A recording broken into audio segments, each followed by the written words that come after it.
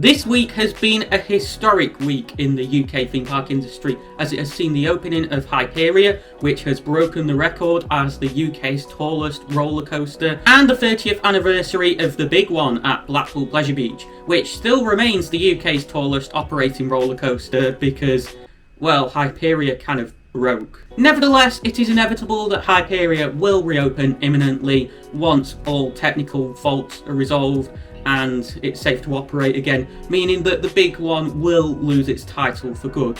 Which begs the question, could and will Blackpool Pleasure Beach Resort, Lancashire, whatever, reclaim the record of having the UK's tallest operating roller coaster? Now, events that took place on the opening day of Hyperia make this a very interesting question to consider, as it has been witnessed that some vans were parked outside Thorpe Park Resort by presumably the Pleasure Beach that had comments written on them in the Pleasure Beach font that they use on all their signage and marketing, making digs at the ride in that it's only 1 foot taller than the big one, and that was really petty of Thorpe Park to do that and not build any higher. I hate to break it to you, Pleasure Beach, and I'm sure you've heard this plenty before, but your ride's only 1 foot smaller than Hyperia if you're measuring from sea level. It's actually 23 foot smaller if you're measuring it from footers. And another interesting comment along the lines of, we'll have to come up with something else then, won't we? Therefore, it's very evident that Amanda Thompson, managing director of the Pleasure Beach, is really not happy with John Burton for designing this new machine.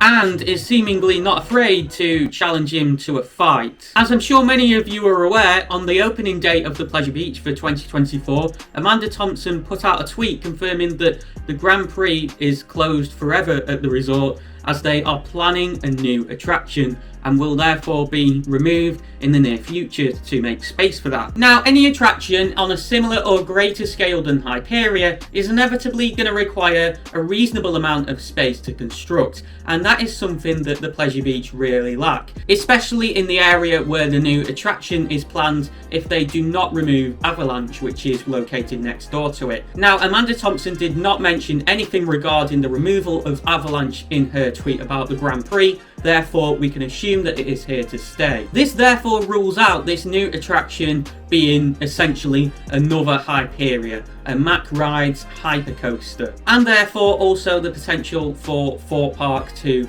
slag the place off for being copycats. And I wouldn't put that past their social media team if they had the opportunity to do so. An alternative from Mack Rides that would take up significantly less space would be an Intamin style LSM launch coaster with a top hat, but then you'd basically be building another icon on a bigger scale with likely a lackluster launch as well. Despite the reputation of Mack launches, it is believed that on more recent coasters such as Voltron at Europa Park that the launches are more forceful, and who knows, maybe a Mack Striker coaster could be on the cards. Maybe they could make a huge beyond vertical launch that breaks the height record, but it's honestly really hard to say. It just doesn't feel like that there are many valid options that could be taken with Mack to break a height record. Therefore, if Pleasure Beach were to go for the height record, I don't think that they choose Mack Rides as the manufacturer, despite their strong relationship with them. A manufacturer that is likely more viable if Pleasure Beach were to go for a height record when considering their existing relationships with manufacturers would be Intamin. Intamin are obviously the manufacturer of Valhalla, the park's world famous water ride, which recently had a massive overhaul, meaning the park have worked with them recently and could have therefore potentially established a multi-part deal that may consist of the reimagining of that ride along with a new coaster for the Grand Prix site. You've obviously got their LSM launch coaster in the style of Red Force at Ferrariland, and as I mentioned previously, I don't think that the Pleasure Beach would go down this route due to the existence of Icon. However, Intamin are renowned for their more punchy launches, therefore this could be a marketing point along with the height itself. Therefore, I do feel that this would be more likely than a Mack coaster of a similar style. However, Intamin have also come up with some insane coaster designs over the years that could break the height record and would be really marketable for the park. One of the most notable being the reverse freefall coaster, something similar to Superman Escape from Krypton at Six Flags Magic Mountain, where you are launched backwards to a really high speed and then proceed up a vertical spike before falling back down again. Now, if Pleasure Beach were to reclaim the height record of that, it would be really petty but absolutely hilarious at the same time, and I'd honestly love to see Thorpe Park's reaction to that. And Intamin have also more recently designed a single rail coaster model where the roller coaster train travels along a monorail like track, and this model is known as the Hot Racer, and there is one located at Luna Park in Australia known as Big Dipper.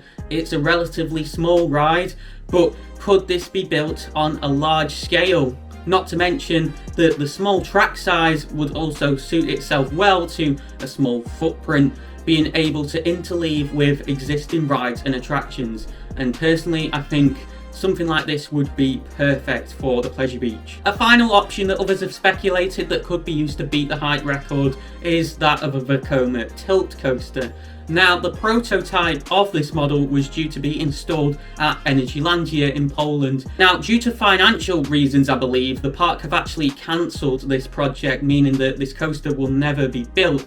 However, if Pleasure Beach were to install a model of this type, it'd be very marketable. One, for the unique nature of a track piece tilting, which would get everyone talking, and it would be a world's first coaster, not to mention obviously beating the height record. So I think this would also be a very ideal ride for the park and could potentially be fit in a small space. I'm not too sure. So do I think that Pleasure Beach's planned new roller coaster will beat the height record? I'm really not too sure. I think obviously the logistics of fitting a coaster of such a scale in that space would be very complicated. Plus, obviously park attendance has fallen since COVID, so would they be able to financially afford it would be another potential barrier. But in a recent article published in the Blackpool Gazette, a spokesperson from the Pleasure Beach stated that the new replacement of the Grand Prix will take the guest experience to unprecedented heights, which could either be a hint or simply marketing speak.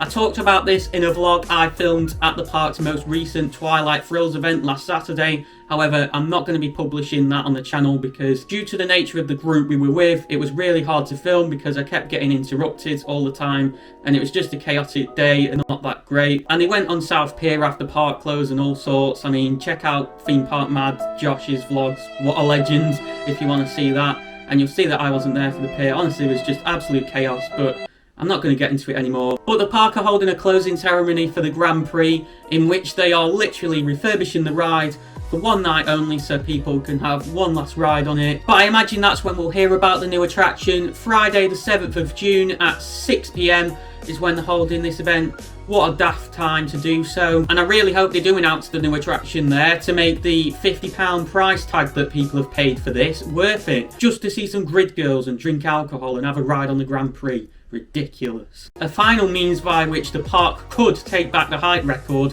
would be to modify the big one, because let's face it, everyone wants a bigger one. Let's just forget I said that.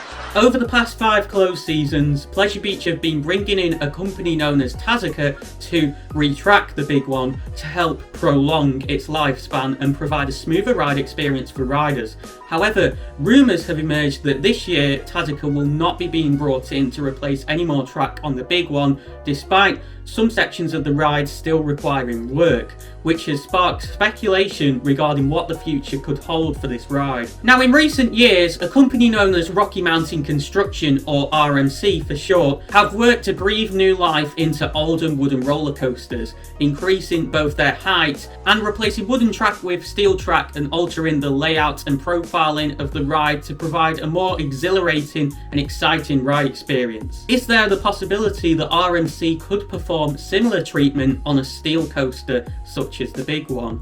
I honestly don't see why not. It would likely be a much cheaper option than installing a coaster from scratch, but would still attract people to the park, resulting in a greater return on investment. The existing structure of the big one would probably need very little modification, which would mean minimal disruption to the surrounding area of Ocean Boulevard, along with the operation of rides and attractions at the park itself, with the main work entailing that of track replacement with obviously RMC manufactured track with new profiling, inversions, more airtime moments, etc. At the end of the day, who knows whether Pleasure Beach will decide to reclaim the height record from Thorpe Park, but at least in the meantime, they will still hold the record for the UK's tallest operating roller coaster.